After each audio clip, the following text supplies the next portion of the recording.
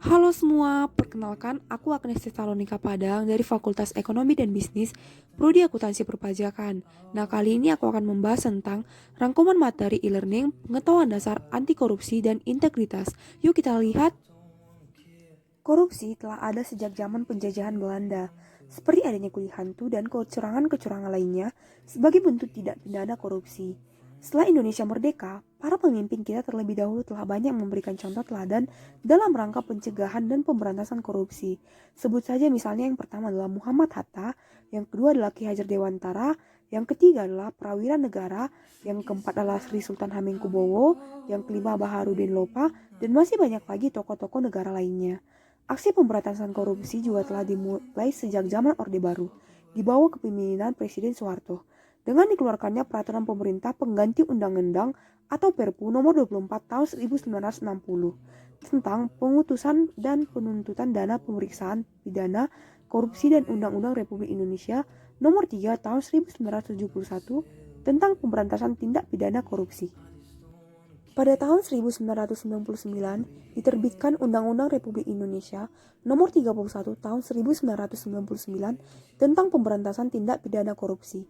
Kemudian diubah dengan Undang-Undang Republik Indonesia Nomor 20 Tahun 2001 tentang perubahan atas Undang-Undang Nomor 31 Tahun 1999 tentang pemberantasan tindak pidana korupsi. Bahkan untuk peran serta masyarakat pun dibutuhkan dalam hal ini dengan diterbitkannya Peraturan Pemerintah Republik Indonesia Nomor 71 Tahun 2000 tentang tata cara pelaksanaan peran serta masyarakat dan pemberian penghargaan dalam pencegahan dan pemberantasan tindak pidana korupsi. Melalui Komisi Pemberantasan Korupsi Indonesia terus berusaha supaya korupsi di negara ini dapat dicegah dan diberantas. Namun, KPK sendiri mempunyai keterbatasan sumber daya.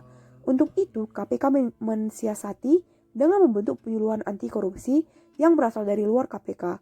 Untuk menjaga mutu dan integritas, penyuluhan anti korupsi diadakan sertifikasi penyuluhan anti korupsi yang berpedoman kepada keputusan Menteri Ketenagakerjaan Republik Indonesia Nomor 303 Tahun 2016 tentang penetapan standar kompetensi kerja nasional Indonesia kategori aktivitas profesional, ilmiah dan teknis golongan pokok aktivitas profesional.